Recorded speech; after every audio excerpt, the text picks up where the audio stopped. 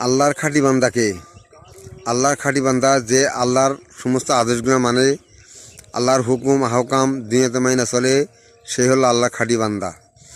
আল্লাহর খাঁটি বান্দা হওয়া কিন্তু সহজ না। আল্লাহর হুকুম আহকাম মাইনা যে দুনিয়াতে বাস্তবায়ন করে চলে, সেই হলো আল্লাহ পাকের খাঁটি বান্দা। আল্লাহর খাঁটি বান্দা হইলে সে আল্লাহর কাছে নাজাত পাইব।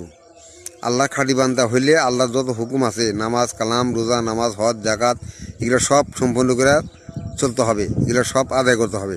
তাহলে সেই হলো আল্লাহর খাঁটি বান্দা। আল্লাহর খাঁটি বান্দা হইলে আল্লাহর কাছে নাজাত পাওয়া যাব। হ্যাঁ, আল্লাহ তাকে ভালোবাসে। আল্লাহর যে খাঁটি বান্দা, আল্লাহ তাকে ভালোবাসে।